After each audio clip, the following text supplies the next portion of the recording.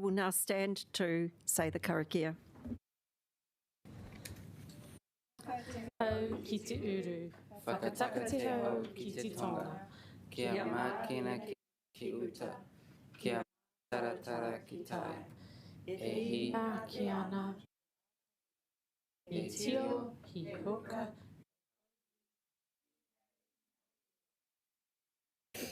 Thank you, everybody. Now, we do have an apology that I'm aware of from the Mayor. Are there any other apologies? We do have some people online. Councillor Condi, Councillor Paul, welcome.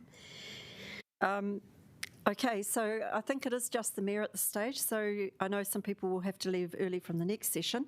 So I will move that we accept the apology from the Mayor. Do I have a seconder? Yes, thank you, Councillor Foon. We will vote on that. Oh.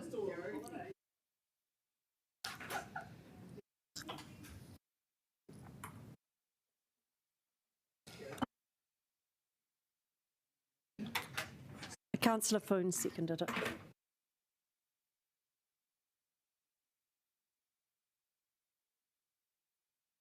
It's waiting on a few people to vote yes or no.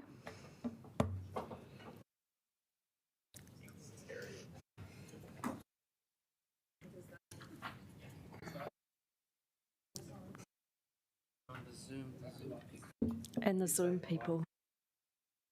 Yeah. Yep. Okay. And yeah.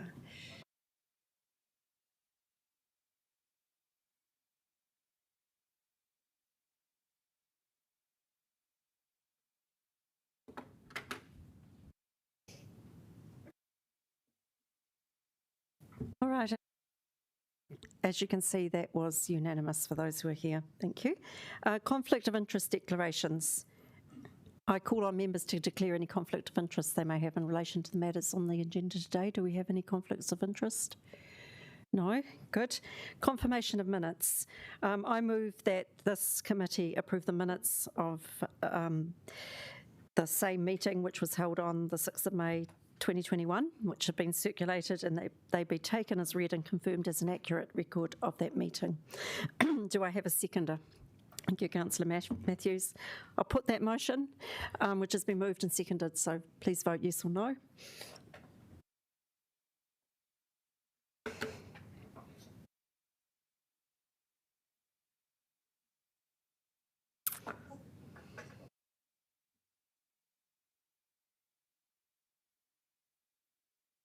That is carried. Thank you. There are no items not on the agenda, and the meeting is all about public participation today, so we are able to hear from the public on matters related to the LTP. So I would like to invite, and I assume I'm inviting you up, Mr. Burning, on the Great Harbour Way. We had Celia Wade-Brown, but I assume it's you, and welcome. And I'm sure you know the drill is that we have 10 minutes, and that includes questions. Yep, thank you. And apologies on behalf of Celia. I think you're all pretty much aware with the name Great Harbour Way. I've heard it mentioned around this table before, so that's fantastic. Now, if I look at a long-term plan, typically what you see is a good vision, a roadmap, and a commitment to get there. Great Harbour Way is one of such a roadmap. Now, I was hoping my presentation would be up together with the wonderful map that shows the route from the entrance of the harbour, around the harbour, and all the way there on the other side. But I'll carry on talking. Also imagine that you're familiar with the benefits. So obviously getting people to walk, bike, good for health, easing pressure on the transport as well for people using the route for commutes, but actually tourism, huge big draw card. If you compare it with similar routes overseas, you really see what the opportunity is here. So I really call on the long-term plan to include this, the Great Highway, and build on good work that you've actually already done, because there's been some really fantastic work that the council has done, and my congratulations on that. So Cobham Drive is a latest wonderful piece of work, what we've seen around Oriental Bay. The pieces are starting to come together, and yeah, it's very exciting. But there's more that we can achieve. And by doing all of the Great Highway, like I say, we will create a magnificent tourist and recreation attraction, making Wellington a real destination. We're already seeing that around the country with, for example, the Otaka Rail Trail. We're seeing that with the New Plymouth Coastal Walkway. They're fantastic assets. You see it overseas as well, the Danube Trail. Those are places that people, when they go to a country or a city, they'll look for those things and they'll take advantage of it. But it's also for our locals to encourage them to do more walking, cycling, and exploring our harbour. To do so, I think a key rule, it's got to be safe for all ages. Just think of it, is it something that you can do with your kids now? And the answer is no, but that's absolutely where we want to be. And it's also a legacy that we want to leave for our next generation. I know there's challenges, but look at Lake Dunstan. I don't know if you people have seen the graphics, the clip-on boardwalks or cycle boards. They're just amazing. It shows with ingenuity and with willpower, you can make it happen. The good thing is that also creates a spine that connects to other things like the Remataka Trail, the Hut Cycle Trail, and you end up with a route that actually caters for a whole lot of things: ultra marathons, school trips, other recreational events. And it's a place where we bring people close to nature, but also in touch with our Indigenous stories. So it does need further work, and I'll give some examples. Now, I pulled this picture from Google Maps, and it's nice that even Google already recognised the Great Highway, see that on the road there. It's fantastic. But at the same time, it's sad when you look at that picture, take along Awhero Bay.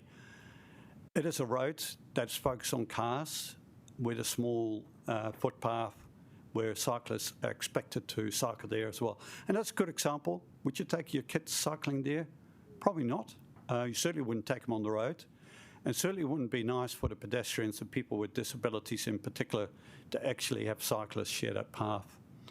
Again, I know that part of that route is difficult to be expanded to give a separated cycle facility, but with ingenuity, we can do it. And actually with climate change, we have to do it as well. We have to protect our coastline. So let's take those opportunities and do it with that urgency that climate change actually warrants. With that, we also want simple things like signage, good signage, to actually really show this is the start, the end of the Great Highway, and along the way, all of those historical points, the cultural history that really make it a tourist attraction. The next place is the Miramar Peninsula. Now, I know there's ongoing debate about Shelley Bay development. The Highway Trust doesn't have a specific view on that. We don't want to get into that debate. We just want to see a good outcome. And that outcome is that, yeah, if there's housing, so be it. But let's also make it a place that people can still walk and cycle with that good separation. And we really recommend that we work together with the developer, other stakeholders, to actually have a positive, constructive dialogue about how to make that happen. And again, make it happen as part of the long-term plan. Do it sooner rather than later. Set the foundations in place and then work from there.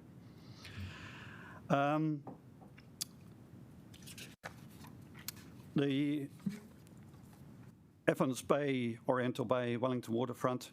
Again, we've seen some fantastic development already along Cobham Drive and Oriental Bay. It does need to continue. And along the waterfront, you've got definitely a contention between the number of people walking there, kids there, and then cyclists of all types, electric bikes, scooters, road cyclists. It's a bit of a chaos. Somehow it seems to work, but actually, if you put yourself in the shoes of a parent with small kids, if you put yourself in the shoes of somebody with disability, do they enjoy it? I'd say not, and they'd be quite afraid at times. So I think, again, we need to look at the opportunities and the need to actually enable other ways for cyclists and people on scooters to have their own path. And that could be a dedicated cycle lane along Jervis Quay. Here also we want to see better signage, promoting the whole of the Te Aranui-Aponiki route. And with that also facilities like water fountains, plenty of seating, places to really stop and enjoy the coast there. Now, the CBD to Narong connection, I went to the presentation by Let's Get Wellington Moving yesterday. Very exciting. It's been a long time coming, but I'm really excited. I think they've got exactly the right solution there that they're proposing. Yes, I know it hurt some people, the businesses, but actually has already been shown with the improvements to the Hutt Road shared path.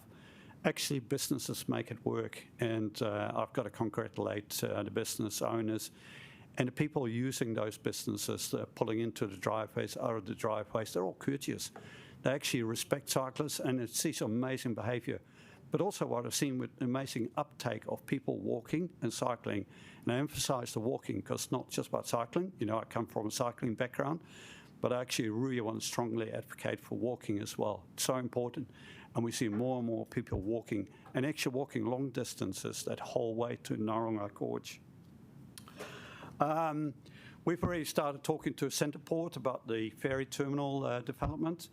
Again, a great opportunity to build on the Great Harbour Way and to create a tourist connection with the ferries. And it was fantastic to see that Let's Get Wellington Moving are recognising and looking to build on that as well. So, yeah, I'm very excited. Like I say, we got pieces of the puzzle coming together, but we need more of it.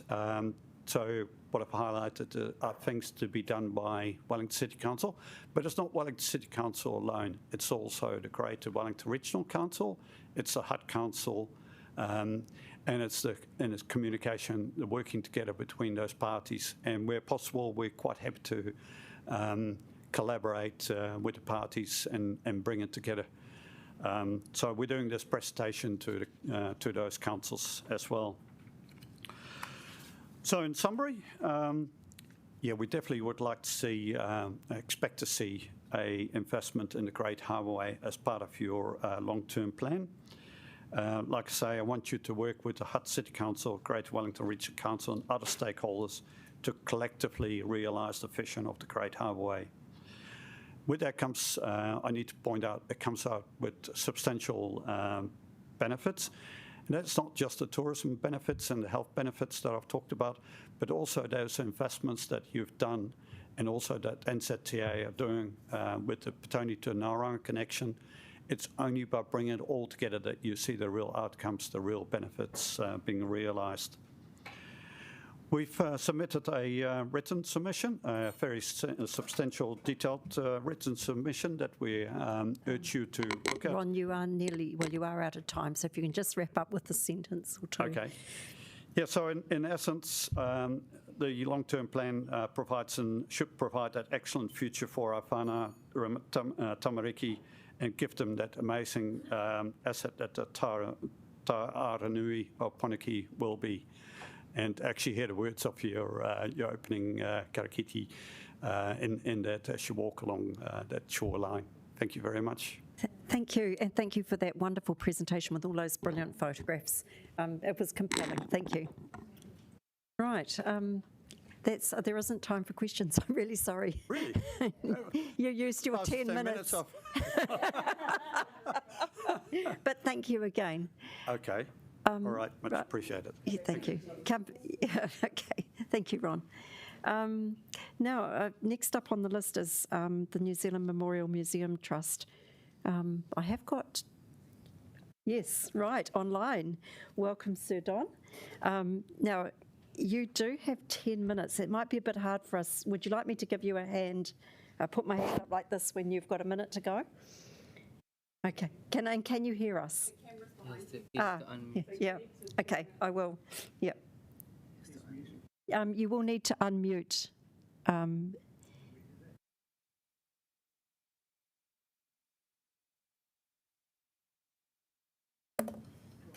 Bruce, Yes, we might be able to organise that for you. Just a minute.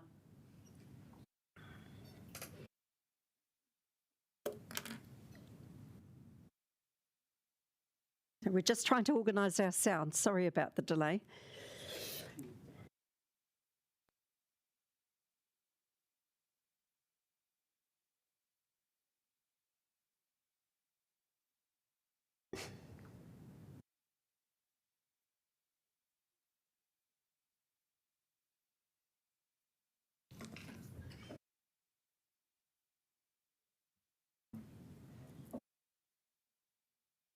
Oh, there is a button he has to. yeah. I'm just need to ask you to unmute. That means put your sound on. There is a button down. Yeah.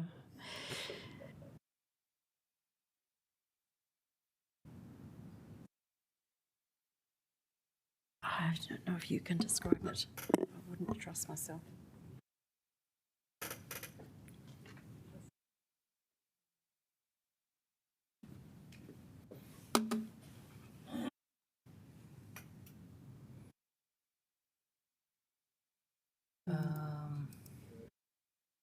Because his screen is different from ours, so it might not.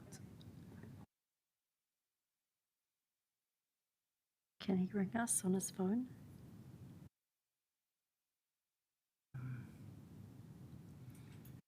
Cover this.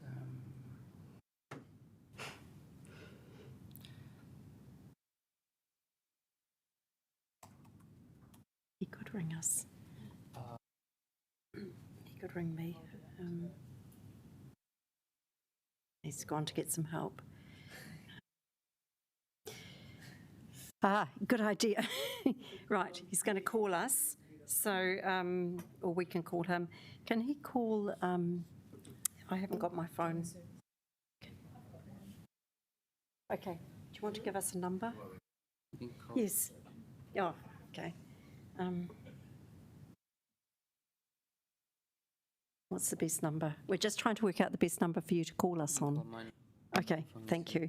021. So can you write it down?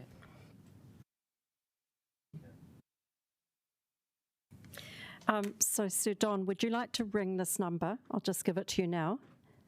Is that okay? Good. 021 583 237.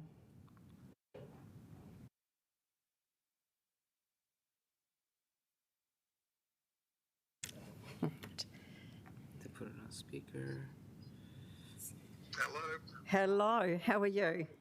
Well, I'm fine. I apologise for this because every time I do a Zoom, something different happens at the other end.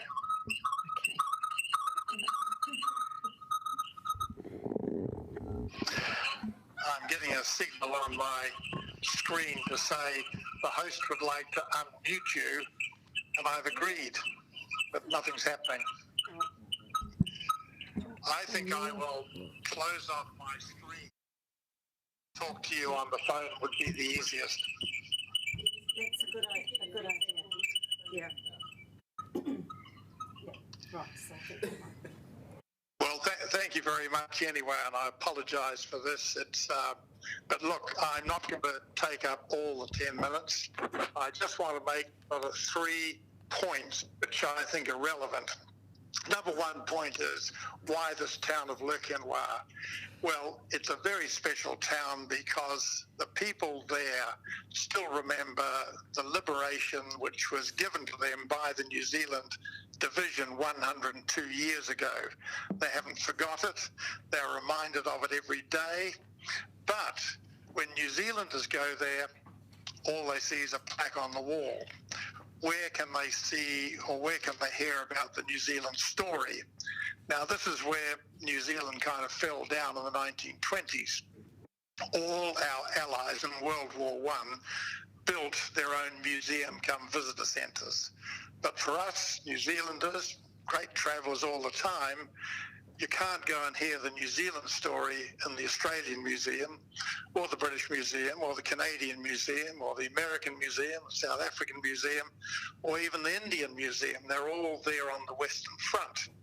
And for us, it's time we had a New Zealand museum. Yes, the government was asked to do something in the 1920s and off and on, but nothing ever happened. So we think it's very timely, and I'm very happy to lead this initiative now and take us to where we are now. The second point is funding. We've got a target of $15 million. So far, we have raised just short of $9 million from individuals and trusts. That I'm quite happy with. But at the same time, we want to branch out across the whole of New Zealand. And of course, one way is to talk to all local authorities. This is going on right now. In fact, did start a couple of years ago. We've had a few 100,000 from local authorities, I think about 10 or 11 of them.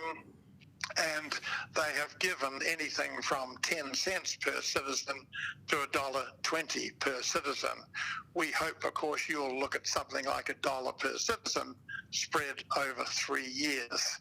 But overall, the general funding is going well. We're getting good support now from the French regional government and, of course, the local commune. The New Zealand government has allowed a tax rebate for New Zealand donors, so that's a plus too. And then, of course, why do I come to Wellington? Well, that is probably self-evident. You are the capital. You are the place of the National War Memorial.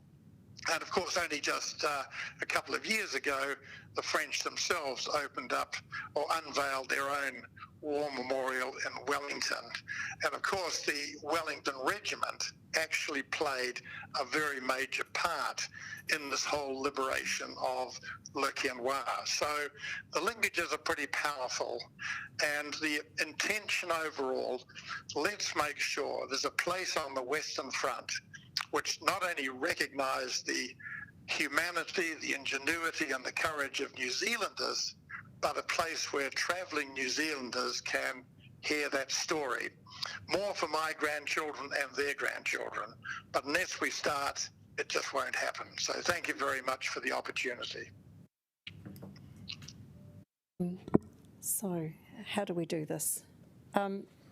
Thank you very much, Sir Don. I'm just going to ask now if there are any questions. Are there any questions for Sir Don?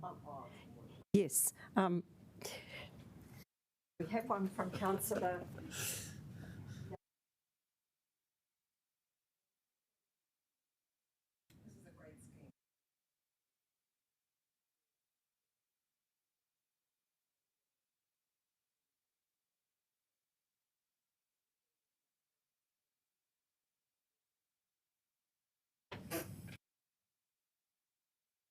No matter where I go in New Zealand, I'm very conscious that a request such as this is not going to be at the front of your agenda and certainly at the top, not the top of your budget. But I would just hope that you would see this over a 3-year period. We're not asking much. In fact, as I say, some councillors offered 10 cents per citizen. Now, it doesn't really matter how much. I just think if a commitment can be made, it would certainly be much appreciated. But I do recognise, and I mentioned this to your mayor, I think a month or so ago in Wellington, or 2 months ago in Wellington, when I was talking to the metropolitan mayors, that to ask any council, particularly Wellington and Christchurch, right now is a huge ask. Okay, well, I'm sure there'll be some lively debate about it, and thank you for taking the time to tell us about it. Of course, we have read about it in the papers, just in case you think we're not completely up to speed. Thanks, Don. Thank you. Are there any other questions? Thank you very much, Don. There are no other questions, but we have certainly heard your submission, although it was a bit of an interesting way of delivering it. But thank you. Thank you very much for listening anyway. Much appreciated. Thank you. Thank you very much.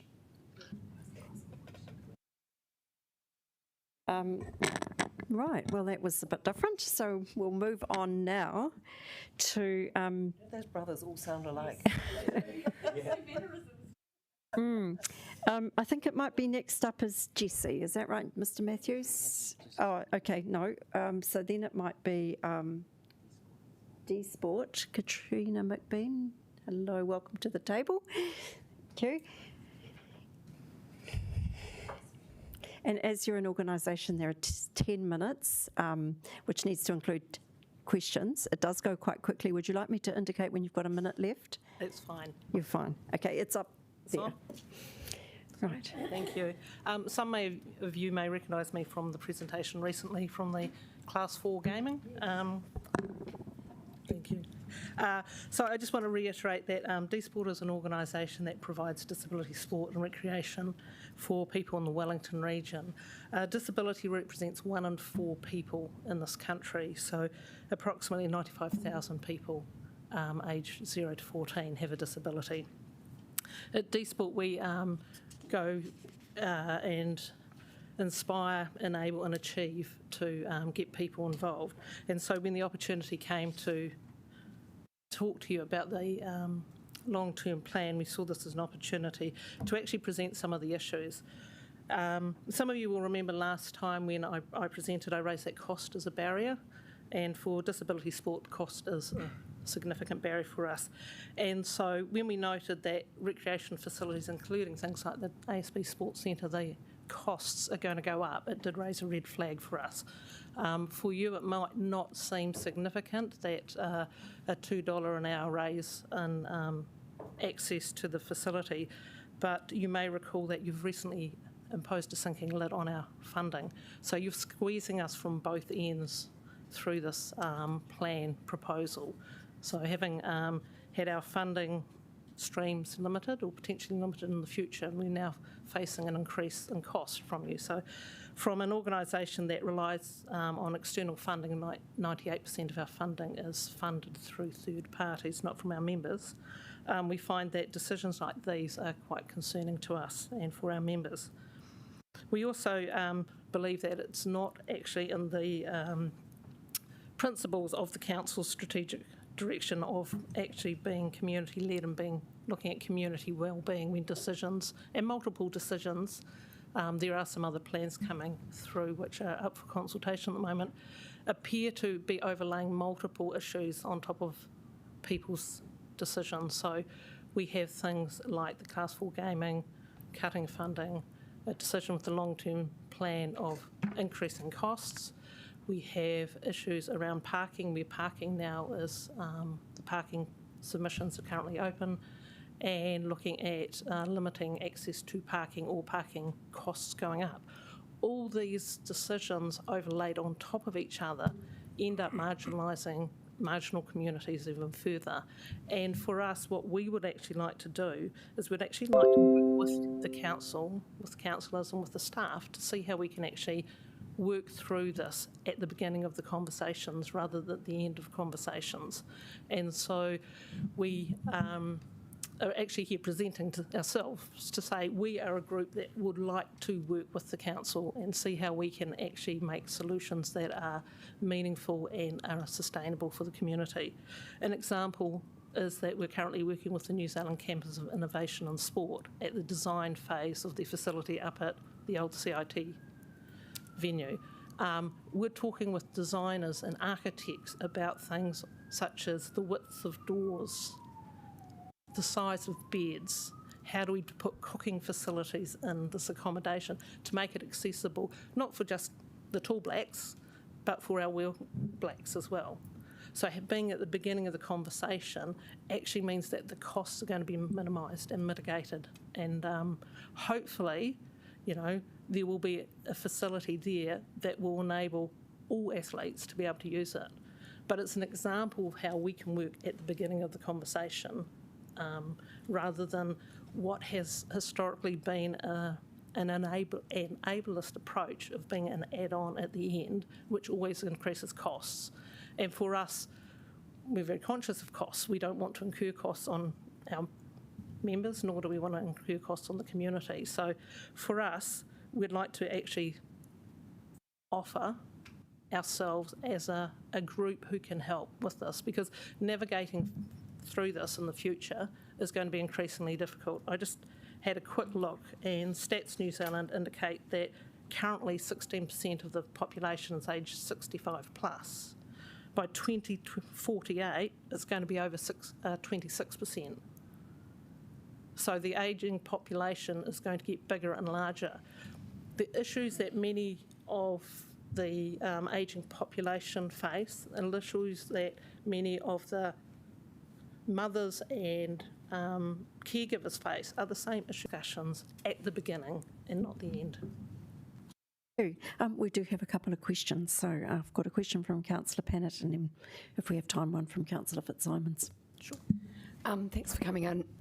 Sorry, can you just remind us what other funding you get, from national level? And also, and sadly, we know that a lot of disabled people are unemployed or, don't have access to the same employment opportunities. So would you find that most of your members have access to community services card, or is there a way that we could design something that does allow for more affordable access if they don't have a community services card? Right. To answer the first question, we receive 98% of our funding externally from third parties. The majority of that has been from Class 4 gaming and through lottery. You possibly all know that 2 weeks ago the Minister of Sport announced a $2.1 million investment in disability sport over the next 3 years.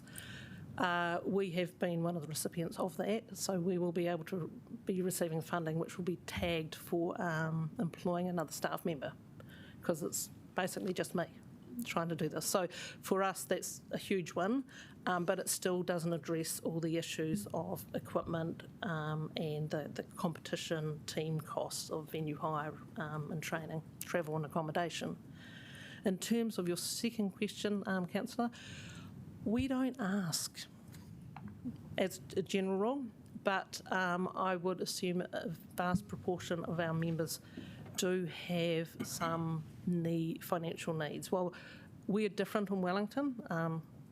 Wellington's always different, but unlike other areas, we don't have a huge disability population in Wellington City. A lot of our members are in the Hutt Valley, some of the Kapiti Coast, because it's flat, the weather's better, there's facilities available. But a lot of our members do go to school and do work. We are different to some other regions where they have higher unemployment rates, but that's not to say that our members, I would hazard a guess about a third of our adult members don't work. Okay. If we do have time, Councillor Fitzsimons. Yeah, hi, and thank you for the work that you do. I just wanted to pick up on something you said early in your comments around gaming trusts and the sinking lid. And I'm just interested about whether you've had any indication from them about a reduction in your funding because of the sinking lid? We haven't to date, because we haven't applied for any this year so far. So I can come back to you on that one. Are there any further questions? No? Well, thank you very much, Katrina. Thank you for coming in and for telling us sharing your information with us. Thank you. Now we have Wellington Heritage Week Trust, David Batchelor. Mr. Batchelor, is he? Oh, right, welcome. Right there. Yeah. You've no doubt, I know you've been there for a while, so you've no doubt heard me explain about the 10 minutes and how that includes... Behind the clock. Yes, Yep. includes questions. Brilliant. So, kia ora. I'm David Batchelor, Director and Founder of Wellington Heritage Week Trust. So I'm here to speak about the Council adopting a proactive approach to our people, places and stories. Another word for heritage. So, what is Wellington Heritage Week? Wellington Heritage Week was founded 5 years ago in my lunch break. It is what I call a crowdsourced festival which celebrates Wellington's people, places and stories, go out and I engage all the wonderful community groups, businesses, government departments, Wellington City Council teams, anybody who'll give us time of day, and they have a story to tell. I bundle them all together, put them in a festival, and we promote it as what we will hope will be a national festival that will rival the Napier's Art Deco Festival. We're commonly in the same breath as the Auckland Festival, Auckland Heritage Festival, which has full-time staff from Auckland Council, and Christchurch Heritage Festival, which has, again, support from their council. So over the previous 5 years, the festival has grown immensely. It normally attracts about 8,000 people each year. Last year we had people coming down from Auckland, people flying up from Christchurch, a lot from Napier. Pretty much all around the country had people coming to Wellington to experience its stories. It has also brought together a lot of community groups into the same breath, into the same area. Has made Wellington City Council's heritage team and worked very closely with their parks team. It has made Heritage NZ and DOC come to the table, and we have got regular engagement from Hutt City Council, Upper Hutt City Council, Kapiti, and we're working on Porirua. But in all, Wellington Heritage Week is a social, cultural, governance and economic business case for a more proactive approach. It shows it can be done and there is a market. So now turning towards the long-term plan, all the wonderful things that needs to be done are in the plan, pipes, all that infrastructure, that I support that. But for the festival and why I'm here, I'm speaking to point 4 about cultural well-being. This is a while down the list, and understandably, you've got bigger fish to fry, but I would like to point this out. So point 4 talks about our work in this area includes galleries, museums, community arts and cultural sport and art partnerships. We will continue to provide a variety of free public and community events such as Matariki, which is absolutely brilliant, Gardens Magic, which is amazing, and also Diwali. Then also talk about earthquake strengthening of the museum, which I know has been on the cards for a while.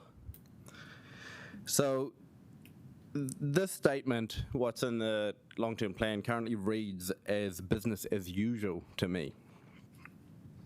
However, I've found that through Wellington Heritage Week and its trajectory that the city requires a shift and approach towards heritage and culture. If anything, the people, places and stories deserve a shift in culture, shift in this approach. Namely, the city requires the council to provide explicitly the resources and empower the council staff to lead the sector as both innovators and guardians of its heritage. Now, this differs from its current regulatory stance, and it doesn't set the city apart as a capital of culture. Now, I regularly experience hesitancy in the council's approach to heritage. The staff are not empowered by the overarching plans to really go out there, stick their neck on the line and do something great. We see that innovation recently more in Heritage NZ, which is surprising. They've really stuck their neck out for modernism, which, you know, everything great gets its haters. And they've definitely received some, but it's very bold of them to do that. I congratulate them. So I think that the council's current approach falls short of what is happening in other cities. As I spoke about, the other major cities of New Zealand and even the smaller ones like Wanganui all have heritage festivals, and they provide fantastic economies as well as social and cultural support as well. So my recommendation is that the long-term plan adopts wording that reflects a leadership and guardian approach. So guardian for filling the gaps where there's not another community organisation to hold the line. So this more leadership approach would talk about actively engaging the heritage sector to show leadership and promoting our historic people, places and stories as vibrant and an attractive contributor to the city and its multiple sectors. The purpose of this guidance in the LTP would be to filter down into long-term plans, district plans, and all of the mechanics that the staff are required to lean on to do their job. Thank you. Thank you. And we do have some questions. So we have a question from Councillor Young. Actually, we've got three, so we'll see how many we can get through. Councillor Young's first up. Okay, so thank you. This is an absolutely brilliant scheme that you dreamt up, and you put so much work into it, so thank you. Also a great way of drawing city groups together. So my question is really just which is the most popular, of all the things that you did last year, which was the most popular event or whatever, opening or... That is hard. There's a lot of hype around a lot of events, such as tours of the French ambassador's residence in Thorndon. I think it's sold out in 15 minutes.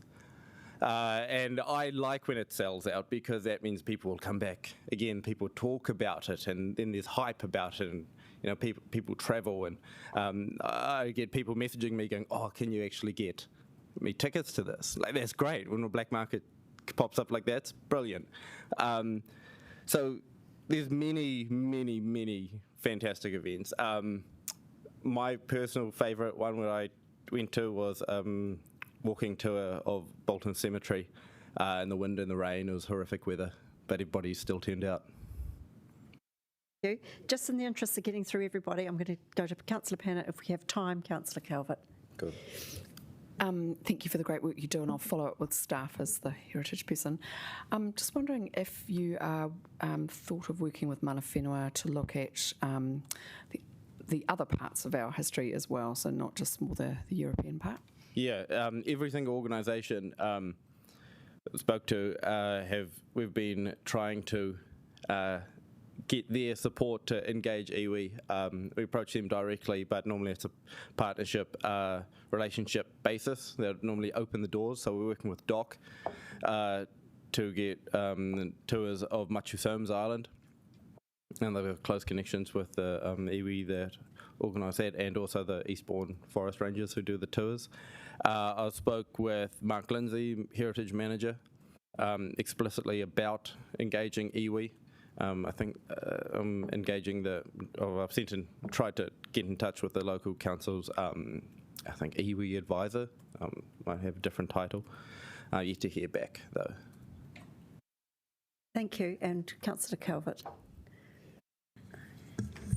Thank you. And yes, I followed you for the last few years, so I know you're doing a really good job and working with a lot of the historic heritage associations. What sort of engagement have you had with our officers? Like, we've got a city events team and sort of arts and cultural. And I know this is slightly different, but what sort of involvement have you had in working with them on, expanding what you want to do and how the city can help? Yeah, so ultimately I'd like to see, this is a role that the council really should be doing.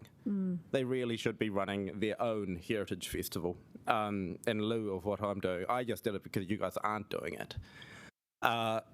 Last year I tried to get what I call regional coordinators in each council across the region to kind of represent their organisation's events, try to bring it more in-house. That fell through in Wellington City Council. My understanding was that they didn't have an outward focused mandate really, and if they did have it, it wasn't high on their list. They were swamped with regulatory duties. So that's why I'm here to speak about shifting that. Okay, Thank you. I'm sorry, but that is all we will have time for. But I think we've had a good chance to ask questions and to hear from you. Thank you very much for coming. Thank you. Now, we are possibly running a little bit out of kilter with our timing, but I see we do have somebody. Is that Steve, is it? Steve, Mr. West, please feel free to come to the table. Now, as an individual, you get 5 minutes and it will go really, really quickly. Yes. And that, if you wish, that includes questions as well. Do you want me to put my hand up when you get to 4 minutes? It or should are be you fine. okay to watch? I think it'll only take about 2.5 and then Lovely. there'll be time for questions. Thank you. So tēnā koutou, as you heard, my name is Steve. I'll be sharing my thoughts on Te Arakura funding, focusing on significant natural areas. My statement is brief, so there will be time for questions if you wish. In summary, I see the intention to create SNAs on residential land in the district plan as bad policy that will result in poor Indigenous biodiversity outcomes for urban Wellington. Currently, 5,285 hectares, which is 18.2% of Wellington's land, is designated to become an SNA. To put that in context, this area would be 10 times larger than the current town belt. Yet the long-term plan does not address the expected significant loss of property value, as reported by Derek to the council, or for covering the ongoing cost for landowners like us who will be burdened with owning part of an SNA land in urban Wellington. To provide a just outcome, I believe the long-term plan must include compensation for the 1,693 landowners who will be unfairly treated by this poorly thought-out policy. Failure to do so will likely see landowners invest less time and money in protecting their native bush as a rational response to the loss of land value and the ongoing SNA burden. However, fair compensation will not be cheap. As an example, using an average capital value for land of $280 a square metre and assuming a 15% loss in value for designated land, the compensation rate would be $42 a square metre. And if that amount was paid on 50% of the land, SNA land not owned by the council, that would be $1.1 billion. Alternatively, and my preference, would be for the council to abandon its SNA policy and instead find opportunities to work alongside landowners with regenerating native bush to seek better biodiversity outcomes for urban Wellington without imposing unwanted regulatory controls. I expect this would be a significantly cheaper option for the council too. So thank you for your time, and I'm happy to take any questions people may have. Yes, we do have some questions. I'm just wondering too about our Zoom participants, whether they have any questions, but we have one from Councillor Day. Kia ora. Thank you for coming and sharing your thoughts with us. Are you aware that this is not actually our policy, that this is a government directive that we're having to implement? You mean the draft policy that's not actually enforced yet? SNAs are the government directive. Well, it's a draft policy, I understand that. The policy's not actually been implemented yet and it's still under review, so yes, I am aware of that. Are there any other questions? Yes, we have one from Councillor Rush. And as a consequence, I'm just not really that familiar with it. I mean, for a place like Wellington, we're talking about native growth in backyards and that sort of thing. So how does the council compensate for land that those Indigenous growth are utilised? I guess what my point is really I don't actually think compensation is the right solution. My worry is that privatising the cost of maintaining SNAs by including them in the district plan, so this is going to place burdens around what you may or may not be able to do on your land, or whether you need a resource consent to do certain activities, creates a burden on individuals. So that's a privatisation of cost, yet the socialisation of the benefit of that is what everyone gets from Wellington.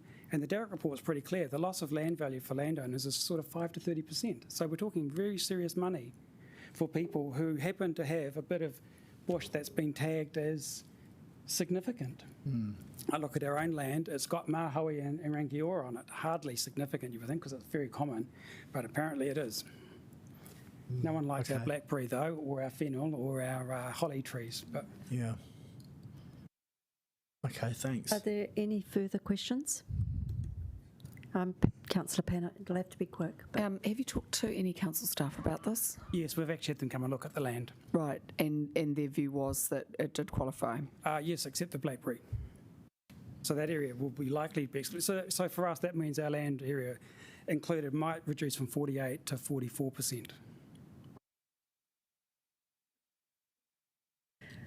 Okay, thank you. I don't believe there are any other questions. Sorry, just to make the point that I'm one of the councillors responsible for the spatial plan, that will be negotiated through the district plan process. All councillors will obviously have some involvement in that, so we'll be getting back to you. Thank you. Thank you very much, Mr. West, and thank you for coming and speaking to us on that topic. Thank you.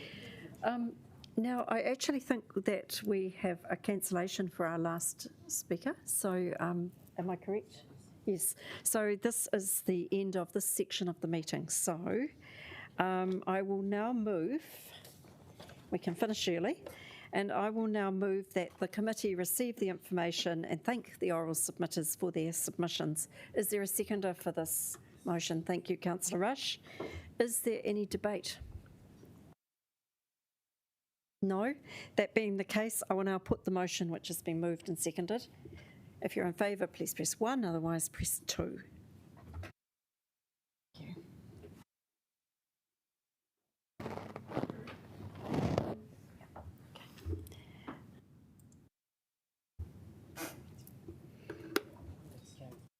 And that is clearly carried.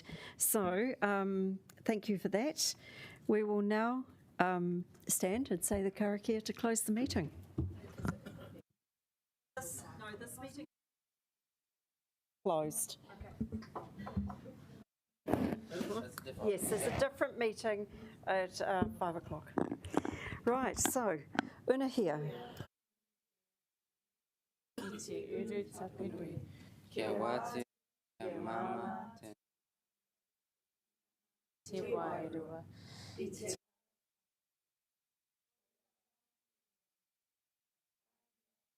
Kia wate, I have realised actually, if I can just say so, we will need a quorum, a physical quorum for next meeting because it's going to actually be a forum. It's not going to be very possible to do that with online participants. So can I just have a show of hands as to who is